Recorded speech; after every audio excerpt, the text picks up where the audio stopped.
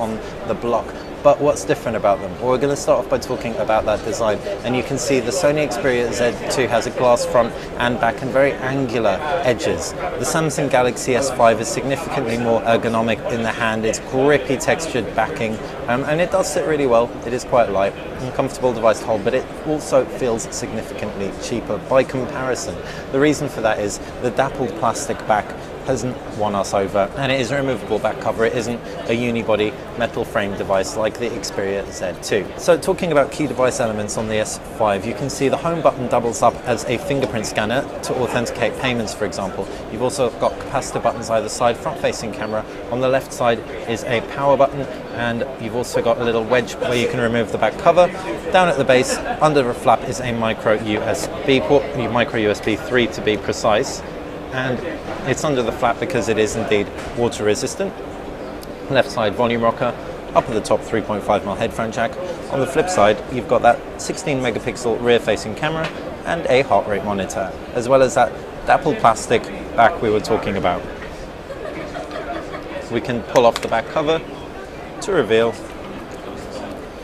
that plastic backing, the weatherproof sealing, battery, removable media, camera. Now talking about the Sony Xperia Z2, like we said, very different affair in general. You have on-screen buttons for starters, front-facing camera up top. It looks kind of like a Bravia TV. We've said this of Sony before, but it's a very classical design. Sony terms it their omnibalance design. On the left side, you can see micro SD card is under a flap. You've also got a volume rocker, two-stage camera button, and a power button as well. This is waterproof, not water resistant, so it does one up the Samsung Galaxy S5 in that department. At the base is where you can find the loudspeaker, and you've also got a lanyard connector, while on the left side is a power dock connector, and underneath this flap you've got a micro USB port for charging and a micro SD tray. Up at the top, 3.5mm headphone jack, and on the flip side that 20.7 megapixel camera. If we take a look at both of the screens, we can see they're full HD panels. One is 5.1 inches, that's the Samsung Galaxy S5, and the other is 5.2 inches, slightly bigger. Now the AMOLED panel, or Super AMOLED panel on the S5 will look extremely poppy, vibrant, saturated colors. It's really, really nice and bright. I think it's over 500 odd nits. We can also drop the brightness right down. So if you're reading this at night, for example, it's not going to be uncomfortable at the lowest brightness. We can flick it up a little bit, and we can check out the screen on the Xperia Z2. IPS, you've got great viewing angles on here and really good color representation, though the blacks won't be as deep and it won't pop quite as much. We can pull it into frame along with the S5 and swipe through the user interface so you can gauge exactly how everything looks.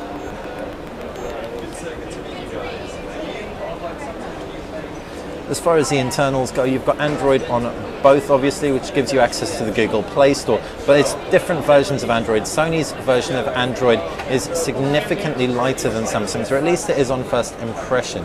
You have a range of home screens. Samsung clearly were inspired by Sony with their home screen management system.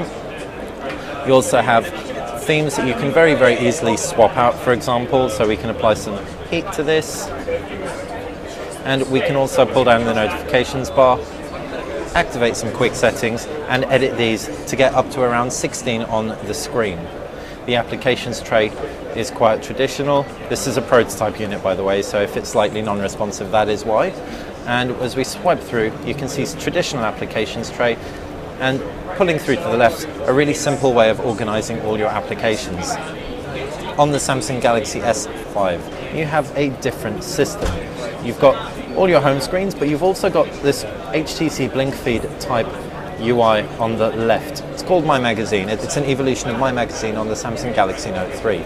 Up at the top, you've got all your quick settings, which you can swipe through or expand on, like so. Pulling that up, we can jump into the applications tray, and this is very, very simple when compared to older Samsung devices with no widget options, although you do have an option to hide, uninstall and disable apps from here, and go into some help settings.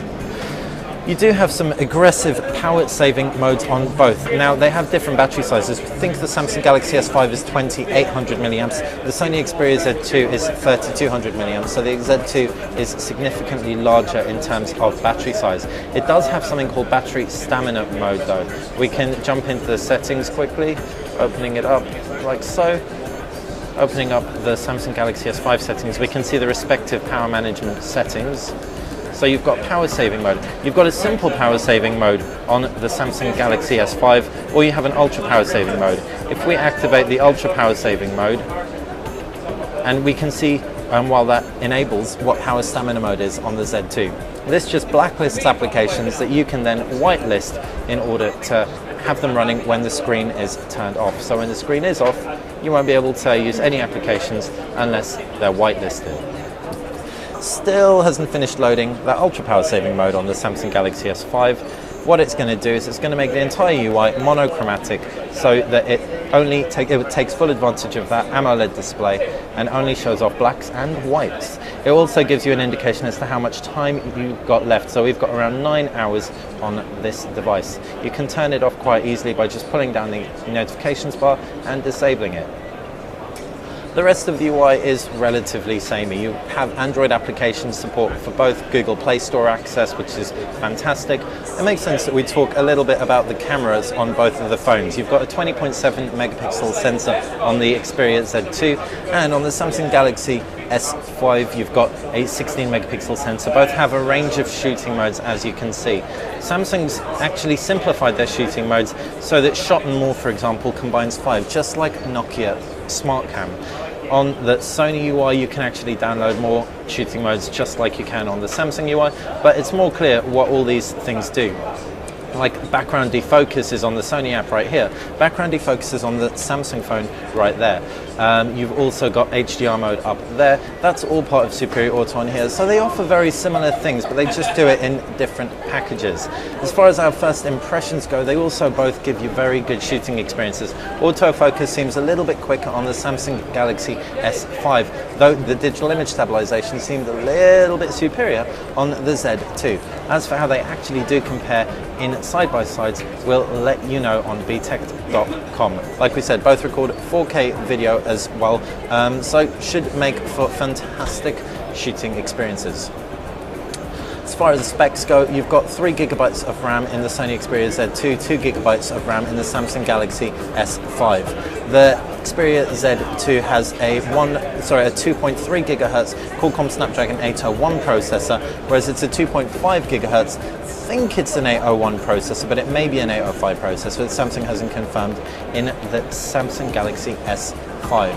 What's more, you've got 16 gig internal memory on both, micro SD expandability, in addition to Cat 4 LTE on the Samsung Galaxy S5.